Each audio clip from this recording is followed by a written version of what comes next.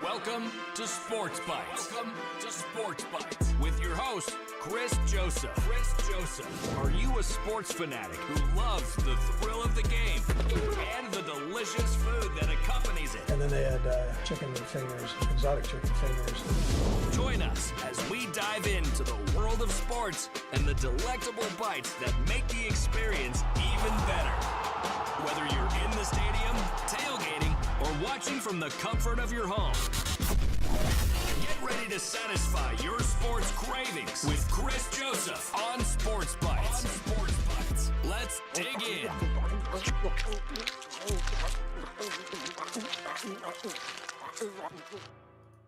It is time to dig in. Welcome, everybody. It's Tuesday. What's up, brother? Got to do the Tuesday thing for Sketch. What's up, everybody? I hope you're doing great out there on this Tuesday night. Finally back. I took some time off. Hadn't done a show in a couple weeks. Was traveling, doing some other things, trying to rework the schedule so I could find out what would be best to get out and provide material for you guys. And a lot of stuff we're going to get into today. I think we got a good show coming up. Now, I will say one of the segments I'm going to talk about like a new venture that I'm getting into. You know, you see the logo down there, the college football dogs. I'm going to talk a little bit about that. We're going to go over some NBA stuff. All right, I'm going to talk some NBA playoffs. I'm going to bring up the WNBA because you had the draft and what's going on. The Jets uniforms were released. The new legacy uniforms for the Jets. I mean, they kind of look like the old Mark Gastineau, the gangrene Jets. But we're going to talk about the Jets uniforms, which leads me to my Give 'em a Sixer 6 picks. All right. And today, I'm doing the 6 top NFL home uniforms, in my opinion. Now, I'm a Washington Commanders fan. Do they make the list? Do they not make the list? We'll see. But a lot of stuff. And I'm going to break down my trip to Savannah. I was able to go down to Savannah with my wife. Had a great time. Sports Bites. We're all about the food. We're all about sports. We got to incorporate a little bit of that. So, again, buckle up. I hope you have some good dinner. I just made a nice little taco bowl for me and my wife. Fantastic. I'll tell you, if you don't make your own salsa, the Newman's own pineapple salsa, so good. But what I want to talk about right here, pause up, baby. I want to say thank you. For those who know me, I did about 10 years worth of radio out in Oklahoma, was replaced, and that's what kind of led me to move to Alabama, and thought I was kind of out of the industry at that point because it's just hard to break into. My wife was really instrumental in me coming along and doing a podcast. And I thought, I had some people in Oklahoma that liked what I did when I was on the radio. What the heck? Let's give it a try. And then I was kind of seeing some stuff pop up on social media from this group, the College Football Dogs. And I started to like their content. Come to find out, I meet one of the guys there, Tim Bailey, actually heard me on the radio. He's an Oklahoma fan.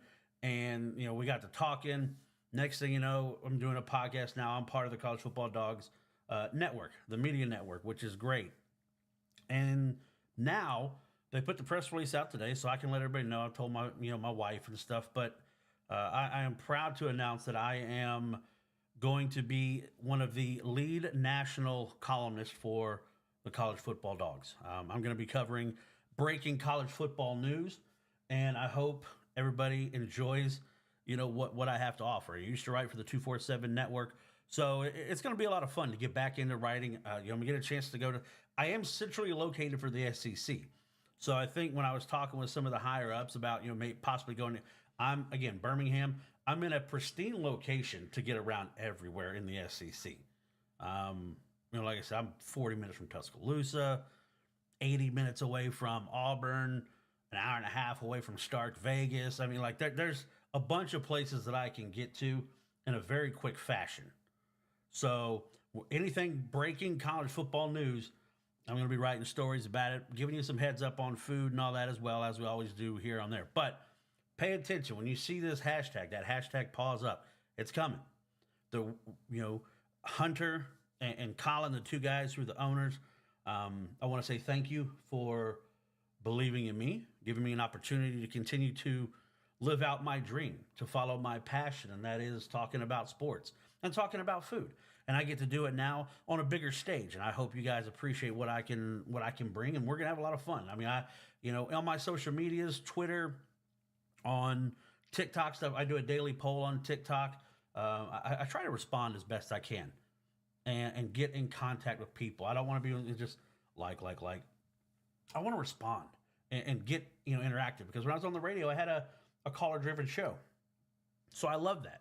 So I want to get people involved. So hop aboard. Let's follow. You're gonna see some articles coming out. If you're following me on social media, you're gonna see a lot of shares. Just get up there. These are some great guys. We got guys that work with ESPN, Newsweek. All over. We have some great writers. We have some great podcasts. For whatever your niche is. If you're listening and you're a Big Ten fan, we got the Big Ten backers. Go check them out. They do a great job. The Golden Boot. A lot of SEC talk, college baseballs. There's. If you're a Cleveland Browns fan, we've got the Dog Pound discussions. There's a lot. There's something for everybody here at the College Football Dogs, at the, this network that's just growing. And they're doing things the right way. We're getting credentialed. I'm credentialed now to go to the UFL games. We'll talk a little bit about that. It was great to be back up in a press box, kind of watching a game up there. And before I get into the topics of the day, I want to say kudos to Protective Stadium, where UAB plays. It's the first chance that I had to go to the stadium. I had never been, and to walk around in the inner bowels of it. I always like to do. I remember Jerry World when Oklahoma and BYU played. I was able to kind of walk around, get the feel of Jerry's World, right? So walking around Protective Stadium, very family friendly. There's concourses, remind me of TCU's home stadium, but everything's new, of course. But a beautiful stadium. I walk around, look at the suites, go on the suite floor. Beautiful suites. Press box, really nice. How they have everything set up. It was great, and the UFL, it's football. It's football. There's spring football going on, but these guys are going after it. And I'll say this, the Birmingham Stallions team here in Birmingham, man, they are 3-0, back-to-back USFL champions, and don't look like they're going to stop. I was surprised Matt Corral's was the quarterback. You also have Adrian Martinez. Yes, that Adrian Martinez. And I probably saw the best football game that Adrian Martinez played as a football player in his life on Saturday night as they beat the Memphis Showboats. But again, the UFL is a lot of fun. Pay attention. The dogs are coming. So pause up, everybody. Again, to Hunter, to Colin, thank you. To Tim for kind of turning me on to it. Thank you, George, Max, everybody involved. To Troy and TJ, the guys that are going to be editors and stuff. Thank you. I appreciate the belief in me, and I'm looking forward to it. I'm still going to continue to do the podcast. I think Tuesday nights are going to be the next night because I like doing the live and want to get interactive with people. So, but keep abreast. We're going to get into it. And, it brings me to my first topic of the day. My first topic of the day, Blake Griffin retires. Now, I had the privilege of seeing Blake at every level of his career. I was an official in Oklahoma, and I got to do one of Blake's games when him and his brother Taylor were playing together at Oklahoma Christian. I got to see these guys play. Covering the University of Oklahoma, I saw him up close and personal play, and then covering the Thunder, got to see him come through when he was with the Clippers, the Pistons, what have. But here's the question. Is Blake Griffin a Hall of Famer? I want you guys to jump in the chat and let me know what you think. All right? 765 games in the NBA. Majority of them with Detroit and the Clippers. He kind of did the Shaq and bounced around the last couple of years. But he averaged 19 points, 8 rebounds, 4 assists a game for 765 games. It's not a bad average. 6-time All-Star, 5-time All-NBA. Now, as I started to break down and go through and peruse the NBA, Hall of Fame, a little more lenient than some of the Hall of Fames, but again, only 5% of the people that ever played in the NBA are in the Hall of Fame. So, what's the criteria? So I was trying to find somebody close, and people that are older are going to know who I'm talking about. Former Kansas State guard, played for the Golden State Warriors, the rifleman, Mitch Richmond. Mitch Richmond was inducted into the Hall of Fame in 2014. He was a 6-time All-Star, only a 2-time All-NBA. Now, he did average 21 points a game, but he averaged less rebounds and less assists. Now, again, Blake wasn't a guard. Mitch was a guard, and Blake still averaged more assists. If you look at that kind of comparison, they both won Rookie of the Year. Blake won Rookie of the Year his rookie season, so did Mitch Richmond. Also, if you look at the slam dunk competition, what he did, jumping over the key, everything that Blake did. And basing on what I see with Mitch Richmond, and that Mitch Richmond is in the Hall of Fame, I'd have to say going on a yes, okay? Now, again, I don't want the Hall of Fames in the Major League Baseball, the NFL, NBA to start being, we're just letting people in because they were popular. I don't want it to be a popularity contest. And then also, I don't like when people, is he a first ballot Hall of Famer or not? There's only been one unanimous Hall of Famer in the NBA.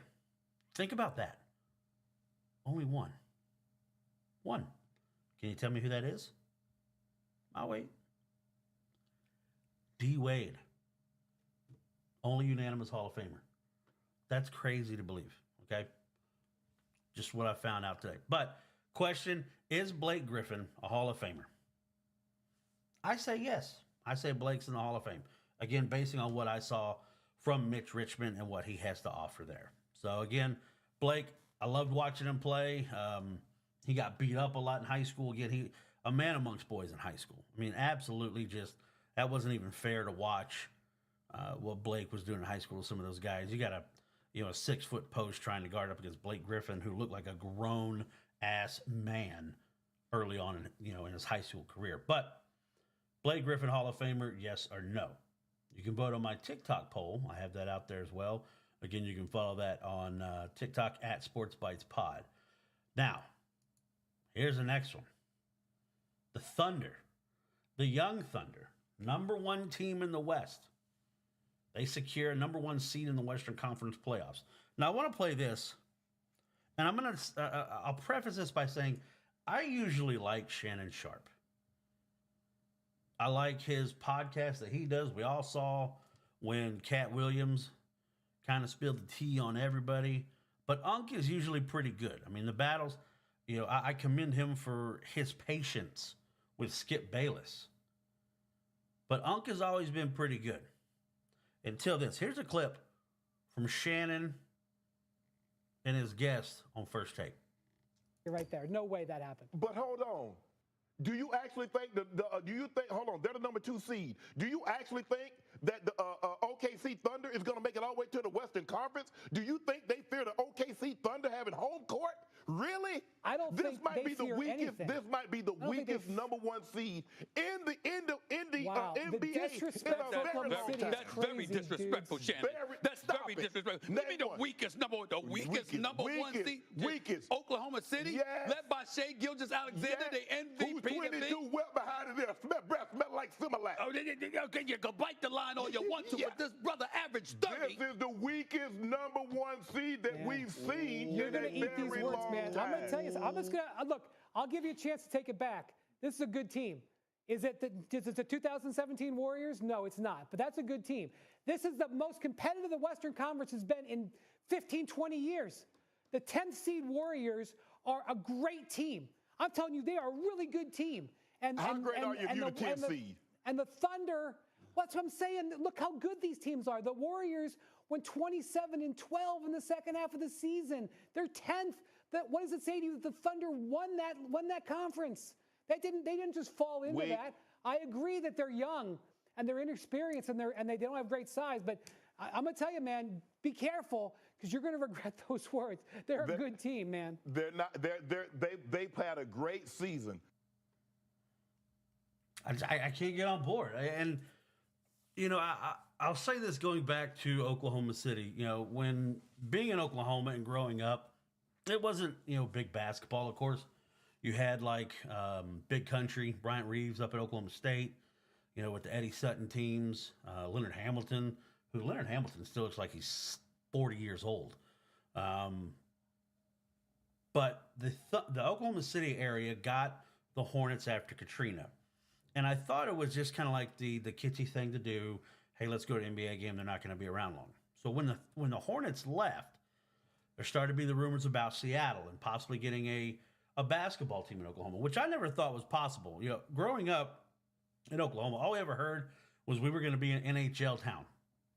The Central Hockey League had the Oklahoma City Blazers, wildly popular, but we always heard NHL team, not an NBA team. Now, Oklahoma is kind of, it's kind of like Birmingham.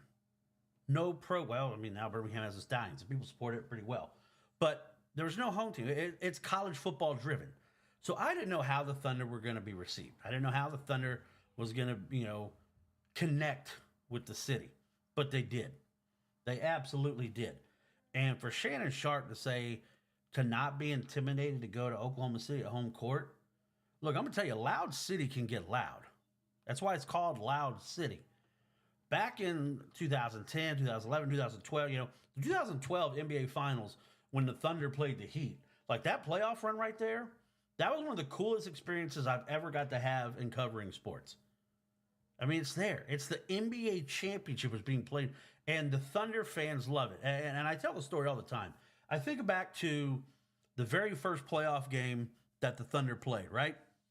Playing the Lakers in Oklahoma City. I think they lost the first two games, but game 3 came back to Oklahoma City, and that's Kobe, that's Powell, Bynum. Like, it's the Lakers, man.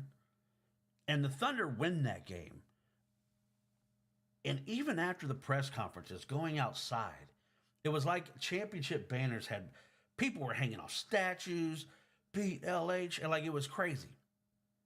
But the Thunder, the number 1 seed, I'm going to show the playoff bracket in a minute. Best record, they tied with the Nuggets, but they get the tiebreaker over the Nuggets. But my big question is, SGA, Shai Gilgeous-Alexander, is he the MVP? He tied a record with the likes of Jordan, Harden, Kobe, with over 50 30-point games in a season. I mean, and you took the Thunder, whose average age is 23.9. And I mentioned before, the North Carolina Tar Heels, they were at 24 years old. So, I mean, it's crazy to think that this team right here is younger than some of the teams that were playing in the NBA. I mean, the NCAA tournament. But Shai Gilgeous-Alexander, Chet Holmgren, and I'm one of those, I'll admit when I'm wrong. I will admit when I'm wrong. I didn't think Chet Holmgren was going to do anything because of his build. Now, granted, Kevin Durant was very, was thin. People mocked his, bench press, and he's like, a basketball doesn't weigh 225 pounds. He didn't care. But Chet Holmgren's played well. Then if they could bring Lindy Waters, and you see him pictured there, number 12, he was a teammate of Trae Young at Norman North High School. He's leading Oklahoma City Blue to the G League Championship, playing extremely well. Lou Dort, guys like that. But the Thunder, man, they're the number 1 seed. Now, Boston had the best record in the league. Best record, hands down, right? If you look right here, Boston 64-18. Best record. So they're sitting there waiting. There's the Thunder, the number 1 seed. And you heard Brian Windhorst talking, 46-36. That's the Warriors. That's a good team. The Warriors are a good basketball team. The Pelicans have played well. You look at the Mavericks. He said, the Mavericks aren't. I don't. Yes, they're young. They don't have the playoff experience. I get what he's saying. But I like the matchups. I mean, you get the Kings of the Warriors first. Now, Oklahoma City fans will love any time to get a shot at the Warriors after what happened. Of course, up 3-1. You lose that series. Kevin Durant bounces, goes to the Golden State Warriors. Oklahoma City fans really hate the Warriors. Just going to say that. But over in the Eastern Conference, I mean, the Magic are there, the Cavs, the Hawks. So Trae and his guys get, the Bulls in the winner take all. The play-in games, man. It's the playoff time, and I love NBA playoffs. It's a lot of fun. Let's see, Vandy Chris, for me to vote SGA for MVP. I have to see him scarf down a triple donut cheeseburger. Hey, look, I'm gonna tell you what. I think there was a team in Minnesota or in Detroit, a minor league team that they did burgers on Krispy Kreme donuts, and I'm gonna let you know I'm here for it. The sweet with the savory, I'm here for it. Okay, I am here for it. Now, past the NBA, I'm gonna love the playoffs. Everything's gonna be fun. I can't wait to watch. We just had the WNBA draft last night, right? But here's my question: why are the WNBA veterans so salty right now? I mean, it's crazy to think that you're part of a league. Now, the league value is $1 billion. Jackie Young, the guard for the Aces, is the highest paid athlete in the WNBA, making about $252,000 a year. All right? Now, college basketball, women's college basketball had a boom the last couple years with the likes of Caitlin Clark, Angel Reese, you got Cardoso, Cameron Brink, Haley Van Lith. Great players all over to where we all heard the numbers. We saw the numbers of the Final Four. We saw the numbers of the tournament. You know, they're already talking about the Indiana Fever. Caitlin Clark was the #1 player drafted in the WNBA. They're already talking about having to expand. And my thing is, and this is not to bash women's sports. I love women's sports. Again, back in Oklahoma, getting ready to cover Sherry Cole and the Parrish twins at Oklahoma, watching Patty Gasso and what she's done for the softball game, KJ Kindler, gymnastics. I covered women's sports for 10 years. So I'm not one of these, I'm not here to bet. My thing is people like Diana Taurasi. I don't get why she's so bitter. Oh, reality's come. Okay, cool. You know, you can say what you want. The game is progressing. The game is different. That's why, when you talk about the NBA, it's hard for me to get into conversations with who's better. LeBron, Jordan, different eras, different basketball, right? But Diana Taurasi is running her mouth. And I don't get it because think back to the Tiger Woods effect in the PGA. What were those guys making in the PGA before Tiger got there, right? Tiger gets there, and it's a boom. It's a boom. Next thing you know, there's $1 million purse. I mean, it's going crazy. The WNBA needs a whole new marketing team. They've not been marketed. Vandergriff, I agree. I agree. Because here's my thing. If the league is valued at $1 billion, how are you paying some of these people what they're paying? I mean, think about this. Caitlin Clark, #1 draft pick last night. We all know what Caitlin's done. Everybody, Now, I'll say this, and I might catch some heat for this. People are trying to say she's the best women's college basketball player of all time. I don't think so. And I'm going to tell you why. There's a young lady by the name of Shamika Holdsclaw. Okay? I think Shamika Holdsclaw is the best women's college basketball player I've ever seen. Period. But what Caitlin Clark did is she brought eyeballs to the game. Think about that preseason game they played at Kinnick Stadium. I mean, it was crazy. Randy Chris comments, she feels slighted that these rookies have made more NIL, yes, than she's been paid to play the game professionally. Look, right. He says Candace Parker. Look, Candace was great. But Shamika Holdsclaw changed the game, okay? Candace is great. Now, she married an Oklahoma kid, Sheldon Williams. He was a Midwest City high school guy, went to Duke, Big Sheldon. And I agree, and I think that's it. I think, Diana Taurasi and some of these WNBA veterans are seeing, Angel Reese with endorsements throughout the season with Target, whoever it was. They're making a lot. Just think, Caitlin Clark is going to make less damn money now in the WNBA than she did in college. Her deal has already been released. Her contract is a 4-year contract. She's going to make $76,000 this year. She's going to make $78,000 in 2025. She's going to make the fourth-year option, or the 2026, she's going to make $85,800. And then in 2027, $97,582. Here's what's crazy. Rudy Gobert got fined $100,000 in the NBA for doing this to a referee. Called unprofessional hand gestures. But what?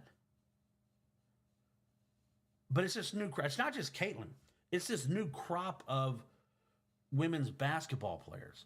And maybe NIL has helped it, but has anybody, and this is not a knock on the WNBA,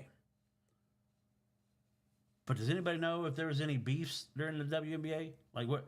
No, but you knew at the end of last year, everything that happened. Caitlin Clark doing this to Louisville, Angel Reese doing it. I mean, it was good. It was good. It was good for the sport. Then you had the matchup again of, Caitlin and LSU. It was awesome. All right. Dawn Staley's done a great job. Kim Mulkey, one of the best coaches out there.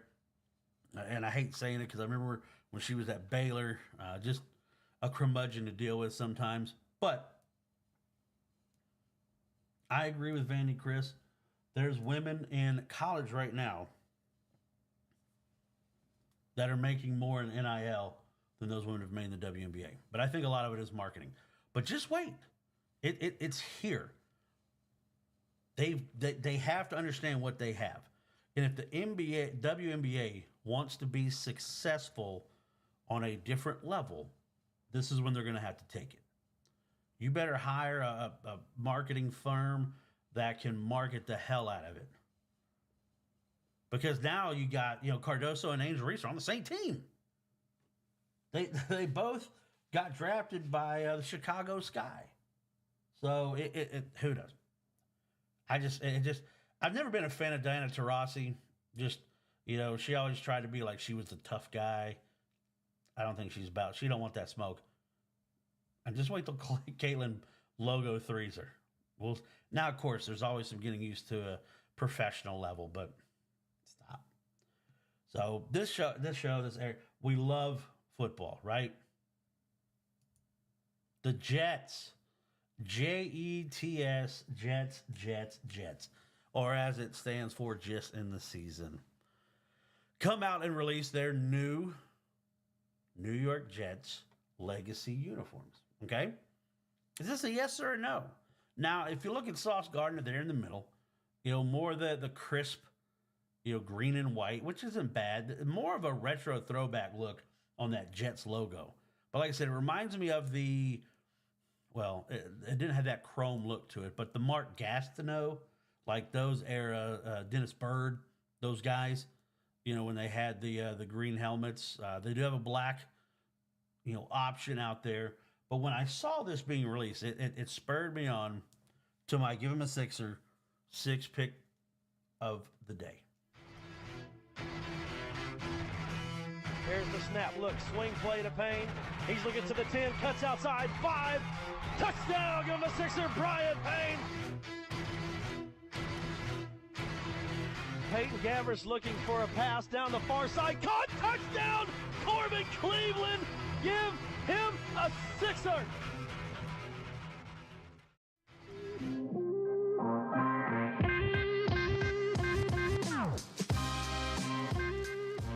Yes, sir. It is time for my Give 'em a Sixer 6 picks. Everybody has a top 10, a top 5. I've got top 6, guys. In today's top 6, the top 6 NFL home uniforms. I want to see the chat get active in this. Hop in. Let me know if you think I'm crazy. Let me know what you think is your number 1. Or did I miss somebody on this list, right? So, again, I'm a big fan of the Washington Commanders. Did they make it? No. Number 6, and it pains me to say it as a Washington fan, but the Dallas Cowboys uniform at home, it's iconic. It's iconic. The star, the white jerseys at home. I know they'll sometimes wear the blue with the white helmets on Thanksgiving and stuff, but I may hate them, but I respect what it stands. I mean, the quarterback position for the Cowboys is like playing center field for the Yankees. I mean, it's an iconic role. But the uniform, it's just classic. I hate saying it being a Washington fan. I hate it. It's like acid in my mouth. But that's my number 6 top home uniform in the NFL. All right. My next, number 5. The Pack. The green and gold, man. You got that G, the gold pants, the green jerseys. I love it. To me, again, I'm not a Packers fan. I love this look at home. I think it's a good football look. I've seen a lot of high schools try to duplicate it and try to get a similar vibe. So, again, my number 5 is the Green Bay Packers for their home uniform. My number 4, there's my boy Bake, the Tampa Bay Buccaneers. Now, I'm not going alternates. So we can talk about the creamsicles. We can talk about these, whatever. But the pewter power, that red jersey. Now, I will say this. I like that they went back to a smaller Buccaneer flag on the side. It's like when Jameis was there, the Buccaneer flag that took up like half the helmet. I didn't like that at all. I didn't like that at all. See, we got Bandit Chris put another comment here. Read a day or two ago that Washington football team is being sued by a Native American foundation to force them to change the name back to the Redskins. There is a group out there that is trying to. It was a Native American that created the logo. I tell people all the time, the name Oklahoma, what Oklahoma means is red man. I don't see how you get into that. But back to my top 6. Number 4, Tampa Bay Buccaneers. Like I said, I'm not putting in the alternates, or else the creamsicle is probably number 1. All right. My number 3 team. People are going to laugh. I like the Browns home uniforms. It's a lot of nostalgia. I remember growing up watching the drive, watching the fumble. Ernest Biner, Kozar, Webster Slaughter. Those are like the dog biscuits on the field. But like that look, that dark chocolate brown with the it's a good look. It's a good look to me. I like that home, okay? I like that home look. Let's see. Vandy Chris is going to put in his. He says number 5, Green Bay. Not a bad pick. I like Green Bay. Green Bay's in my top 5. San Fran. It's a good pick. I thought about them. It's a good pick. Cowboys. I had them in mind. He also, this one I can't get on board. Tennessee Titans, I think it's a horrible uniform. It looks like a World Football League uniform to me. The Saints the Saints were close. Man, it was close. I really like the Saints. And you put number 6, Kansas City Chiefs. Good googly. My number 2, love you blue. The Bolts. I love the throwback to the Kellen Winslow era look. I mean, the powder blue, the bolt on the side of the helmet. It's a great look. It's a great look for home. Now, for my number 1, it's just, you have to let the song play. Vandy Chris, if you're listening, I know you know what song or what this clip is.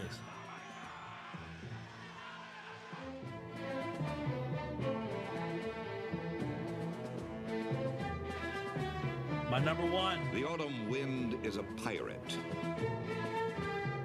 blustering in from sea. With a rollicking song, he sweeps along, swaggering boisterously. His face is weather-beaten. The Raiders. He wears a hooded sash. Just win, baby. With a silver hat about Now, his I'm head. not a Raiders fan. And a bristling black mustache. But that He combo, growls as he storms the country. I love A it. villain big and bold. Got the Raider on the side of the helmet. And the silver trees black. all shake and quiver and quake as he And here we robs go, them of John their gold. Facenda, the The voice of the autumn wind NFL. is a raider, The autumn pillaging wind just is for a fun. Raider. He'll knock you round and upside down and laugh when he's conquered and won.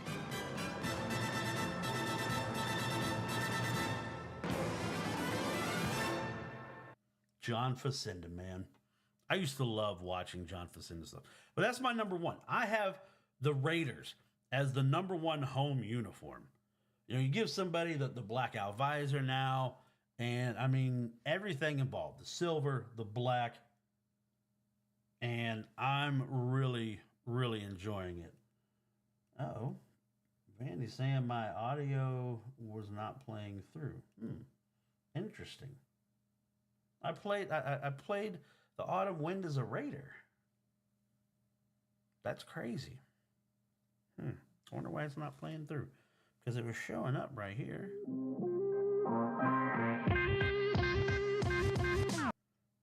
Interesting. Well, we'll have to take a look at that. Thank you for the heads up on that, Vandy Chris. I appreciate it, man. But that's my give them a Sixer, 6 picks. All right. I'm going to break down. I'm going to have a college one. And I'll say this, gearing more towards more college football stuff. Considering I'm going to be doing a lot of breaking news, then yeah, I'm going to be here and really want to get started, focus on what we got, spring games to talk about. I'm going through the game film of Alabama and Georgia spring games, kind of talk about them a little bit. I'll say this from what I've seen earlier. Carson Beck, he looks pretty good. Jam Miller, the running back. Now I'll say this: what I'm watching for Alabama, I don't want to get too far ahead of myself. Spring games, I remember, somebody pops off in a spring game and you're like, man, this guy's gonna be it. And I even did it last year. Justin Haynes at Alabama. I thought he was gonna come in and get a chance to play at the beginning, and he didn't. But he had scored 3 touchdowns in the spring game last year. Really didn't do anything this year. But Carson Beck has the goods. Every throw had zip. It was there. Stockton kind of floated a little bit, but I'll get more into that. I'm going to write an article on their spring game. Alabama, and there's a lot of people giving Alabama crap for the way the field looks, saying it's Alabama, that you shouldn't be doing it. Man, come on. Everybody knows spring is when they resod it. They're doing it. And, there's more things to bitch about than if the field spring game. Now, which reminds me, let me ask you this. Did you hear what they did in Oxford? What did Lane Kiffin do? Lane didn't have a spring game. He had the Oxford Games. So what was included? He had a dunk contest. He had a flag football game. He had Joey Chestnut there eating hot dogs. It was a festive, and maybe Lane's thinking outside the box. You're keeping people safe. Maybe you're keeping them in. Now you get sponsors to sponsor the different things. So you're incorporating more NIL. I mean, it's a good move by Lane. And from what I've read, what I've seen, and what I've talked to people that are Ole Miss fans that were out there, they said it was a great environment. And maybe that's what's going to bring excitement. And I'll say this also, with that type of the type of festivities they had, because it was not a spring game, but with everything they did, the number of transfers that Lane Kiffin and Ole Miss have, is that the team building that's going to help them congeal a little bit more. Now, I just saw Key Lawrence hop back in the portal. Key Lawrence was at Oklahoma. He was a huge liability in the secondary at Oklahoma, which a lot of the people in Oklahoma were a liability in the secondary, okay? Except Billy Bowman, and I'm glad Billy Bowman's back. But Key Lawrence had some issues. He transferred to Ole Miss, and I'm like, I don't get mad at these kids. But I was hoping he'd find success. He's back in the transfer portal. Speaking of portal news, well, Caden Proctor officially back at Bama. He was at the A-Day game. Crazy story there. Come to Bama. Then you go to Iowa, and then you come back. It's just crazy. So congratulations on your promotion to lead national columnist. Yep, I appreciate it. Thank you, sir. I'm looking forward to it. And to be entrusted with that, it means a lot to me. Okay? It means a lot to me that upper management, ownership, they believe in me enough to put me in that position. Because I really haven't, wrote many things for the company yet. And I'm kind of going through the writer's manual for them, making sure I do everything I can to do the processes correctly. But I'm looking forward to it. It'll be more trips. And you know I love trips. And I had the privilege, I took my wife to Savannah. And that is actually, if you look right there at Forsyth Park, that's where the women's marathon ended. My wife ran the half marathon. Now, I'll say this. She ran the marathon, and as soon as she took off running, I went to go have breakfast. So, but you know we had to do food, right? We had to get some food.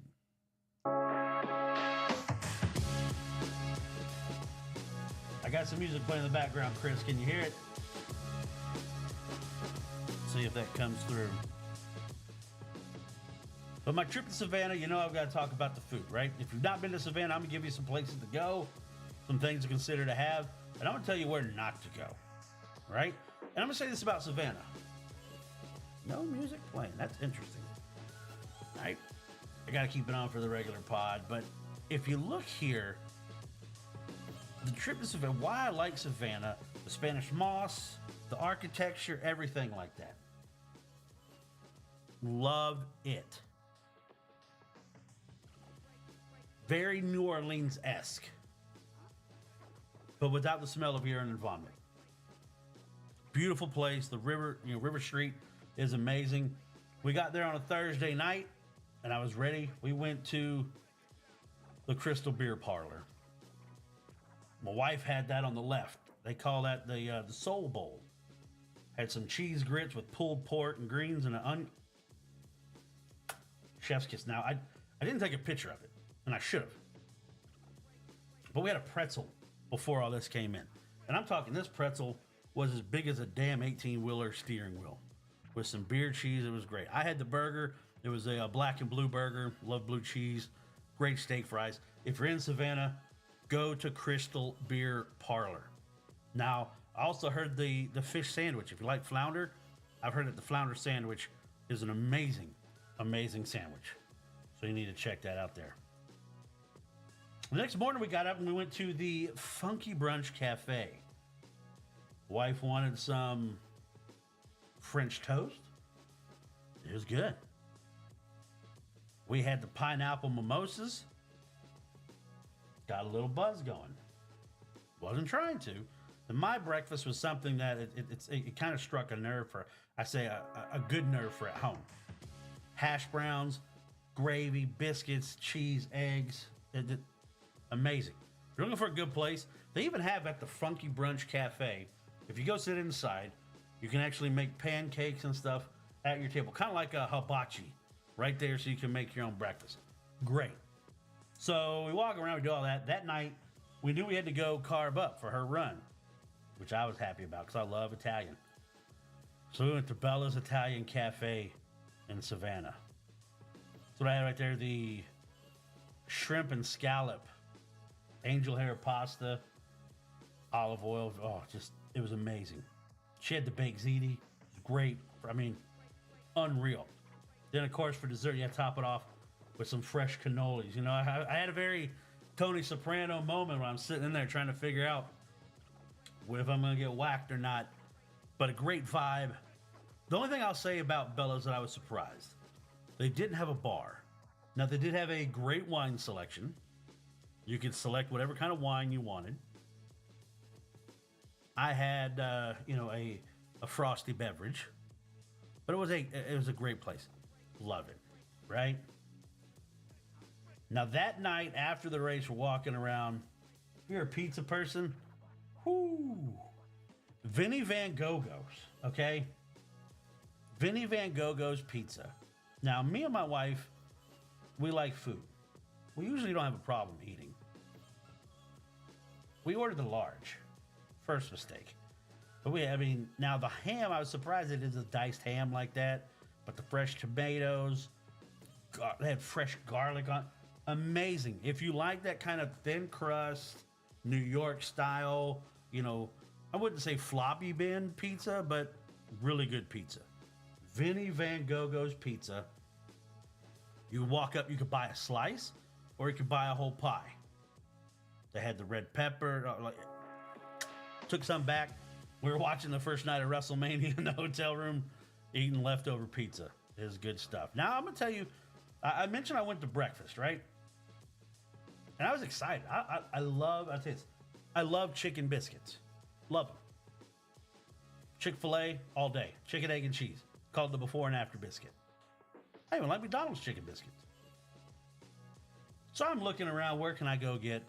And it's a half a mile away, a walk from where the race started. I'm like, I can do that. I can take a walk through Savannah, get some cool pictures. No big deal. Don't go to Rise, the righteous biscuit and righteous donut place. Now, maybe I caught him on a bad day. Because we all know that sometimes you have a bad day. But the Rise biscuits and righteous donuts, absolute bomb. Now, I will say this. I like the fact when you go in, you can pick, you want a regular biscuit, you want a cheddar biscuit. And I know baking is chemistry, and one little thing can affect the way the bread, the cake, anything like that. But I was excited. I saw a lot of good reviews. So I'm gonna go here and get a big, they're talking about their big chicken biscuits. So I'm going, all right. I got the cheddar biscuit. I like pimento cheese. I got a fried egg on it. It's gonna be a little bit messy. I'm here for it. I open it, I go sit outside because it's a beautiful morning, right? Beautiful morning in Savannah. My wife is off running in a half marathon. I'm stuffing my face with a biscuit. I open the wrapper up, and as soon as I pick it up, the biscuit completely falls apart. Falls apart. Furious. But I'm not gonna go bitch at people.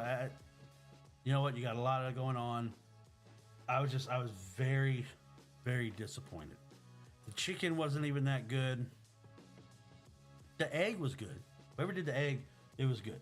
Very, very disappointed in what I had right there. Just very disappointed. And I just wasn't real happy with that. But yeah, stay away from that. Vandy Chris, if you visit the Eustis Tavares area in Florida on a regular, I visit. If you're ever in the neighborhood, you have to try the trough. As a look on the outside of either I'm going to dine here, this will be the greatest food. And you know what, Vandy? There's a place down here, and you're right. Usually those places that are holes in the wall, that the door, when you see it, it just looks sticky. Like you don't know if you want to go in there or not. Those are usually the best places to eat. And those are where the locals are. They're not at chains. They want to go to places like that. Seafood joint. Now I'm going to tell you this, Vandy. I'm a fat guy. I know because I just weighed myself this weekend for my weightlifting competition. Pushing 3 bills. I don't like that. But I can eat my body weight in some seafood. Shrimp, crab, I'm here. Give me, if it's from the water, I will eat it. Fried, blackened, right? It don't matter. I'll eat it. I'll hammer it. Hammer it down. But again, guys, it was kind of a quick one. Trying to start this new schedule on Tuesday. We may switch. I don't know. I'm going to talk to my boss, the production person for podcasts, and kind of see, because we want to kind of get these, the views and the interaction up and get it higher out there. And again, I'm extremely excited, extremely blessed, and extremely happy that Hunter and Colin, the guys at the College Football Dogs, believe in me to go be a national columnist and to handle the breaking news stories. That's a big deal. And again, it's part of my passion. It's what I love doing. I love talking sports. I love talking food. I mean, I could do another whole hour just talking about food, stuff I make at home. It's crazy. It's telling me I need to go to bed soon. But, I appreciate everybody. Everybody on social media, if you send out, there's a lot of people saying congratulations, people that I knew in the past that, knew me when I was in the radio business and knew that this was my path. Even here, when I was working at Best Buy forever, there's people I worked with at Best Buy. They're like, man, I knew, even though you were at Best Buy for 5 years, this is what you wanted to be doing. And Colin, Hunter, Tim, George, Max, Troy, AJ, TJ, all those guys are giving me the opportunity. And I thank you. It means a lot. And just get ready, guys. I'm going to tell you, get ready. Hop on board now before it's cool and you're like, I should have. Yeah, hop on board now because the dogs are going up. That's why it's hashtag Paws Up. We're going to have people. We've got national columnists that'll be traveling across the country going to games. We're doing our due diligence to get credentialed at some of the communications with SIDs all across the country. We're going to be going to games. Games of the biggest games in the country. College football dogs will be there. I'll be covering mainly the SEC on weekends and stuff, which, of course, I'm happy about. Oklahoma's coming to the SEC. It'll be fine. But I digress. It's just pay attention. It's coming. The dogs are coming. If you can't remember the big dogs, don't get off the porch. Well, big dogs are here, and we're looking forward to it. So, everybody, thank you for joining in. Thank you for commenting. Thank you for listening. I appreciate every one of you that want to sit around and listen to me talk about sports and talk about food and talk about the dumb stuff that I talk about. But it's a passion of mine, and if I can bring some information, if I can bring some entertainment, anything like that, I'm extremely grateful and I'm extremely happy to do. But I thank all of you that took your time to watch. For all of you that are listening on a podcast, I want to say thank you. If you're watching on the YouTube Live right now, thank you. I appreciate you hopping in. It's been a lot of fun, and I'm really going to enjoy this ride, and we're really going to build the show. I'm going to get some guests, and we're going to start talking a lot of college football. A lot of college football. It's going to be the focus, and if you know people and you want to say, hey, you want your college football news, this is where you come, to the college football dogs. And I'm just saying, guys, get ready. Here it comes. But that's going to do it for me tonight, guys. I want to say thank you. Take care of yourself. Be good to each other. It's a crazy world out there. I mean, it's crazy. And so that's why little moments like this, when we can talk about sports, we can talk about food, talk about memories, disagree, agree, whatever, that's what really matters. So remember to always positively move forward, guys. Come cook with Chris. And remember, hashtag Paws Up, baby.